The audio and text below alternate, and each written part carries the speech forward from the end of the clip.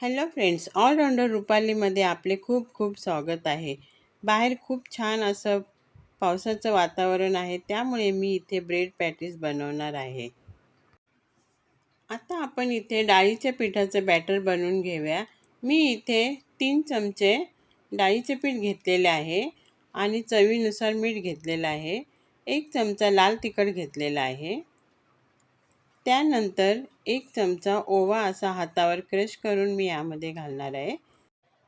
यामध्ये 1 चमचा धने पावडर घालणार आहे. आता मी हे बॅटर आपण बटाटे वडे करतो त्यापेक्षा थोडंसं हे पातळ करायचं असतं. आता आपण इथे बटाट्याची भाजी करून घेऊया. यामध्ये मी 2 चमचे तेल घातलेले होते. त्यानंतर अर्धा चमचा जिरा आणि अर्धा चमचा मोहरी घातलेली आहे. त्यानंतर मी 1 चमचा इथे आलं, लसूण आणि हिरवी मिरची खलबत्त्यामध्ये मी अशी बारीक करून घेतलेली होती. आता ती आपण तेलामध्ये व्यवस्थित परतून घेऊया. अगदी कमी तेलामध्ये आपली बटाट्याची भाजी तयार होत आहे.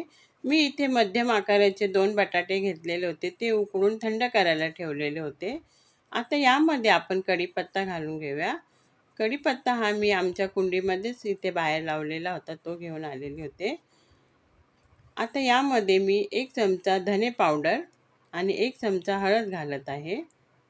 ते आपण व्यवस्थित तेलामध्ये परतून घेऊया. आता आपण हे बटाटे मी बारीक कुस्करून ठेवलेले होते ते यामध्ये घालून घेऊया. चवीनुसार आपण यामध्ये मीठ घालूया आणि व्यवस्थित आता आपली भाजी ही व्यवस्थित परतून घेऊया. त्यानंतर वरून मी आता बारीक चिरलेली फ्रेश अशी कोथिंबीर यावर घालणार आहे. छान अशी आपली भाजी तयार झालेली आहे. भाजीचा मस्त असा सुगंध दरवळलेला आहे. छान अशी आपली भाजी झालेली आहे. आता मी इथे 4 ब्रेड स्लाइस घेतलेले आहे. त्या अशा सुरीच्या साहाय्याने त्रिकोणी असे मधोमध कापून घेत आहे. त्यानंतर मी एका स्लाइसवर अशी बटाट्याची भाजी लावून घेत आहे.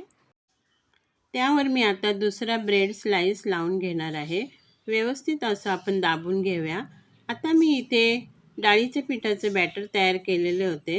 त्यामध्ये आपण हे व्यवस्थित असं घोळून घेऊया. इकडे मी कढई गरम करायला ठेवलेली होती गॅसवरती. तेलही आपलं तापलेलं आहे. तेल आपलं जास्त कडकडीत नसावं. त्यानंतर आता मी इथे ब्रेड पकोडा तेलामध्ये आपण फ्राय करून घेऊया. मी आता इथे 2च घालणार आहे. व्यवस्थित आपण आता दोन्ही बाजूने ब्रेड पकोडा तळून घेऊया. याला आपण ब्रेड पॅटीस, ब्रेड पकोडा किंवा पॅटॅटो सँडविचही बोलू शकतो. आपला ब्रेड पकोडा पहा दोन्ही बाजूनी व्यवस्थित तळले गेलेले आहे. आता मी एका प्लेटमध्ये टिश्यू पेपरवर हे ब्रेड पकोडा काढून घेतलेले आहे. छान असा रंग आलेला आहे. अशा प्रकारे मी सर्व आपले ब्रेड पकोडा तळून घेतलेले आहे. एकदम छान असे कुरकुरीत झालेले आहे. माझी ही ब्रेड पकोड्याची रेसिपी तुम्हाला कशी वाटली, आवडली तर लाईक, शेअर, सबस्क्राईब करा. तुम्ही पण असेच ब्रेड पकोडा चहासोबत एन्जॉय करू शकता. पहा मी आता तुम्हाला आतमध्ये दाखवते. किती छान असं आपला पकोडा तयार झालेला आहे. तुम्ही नक्कीच करून पहा. Thanks for watching. बाय.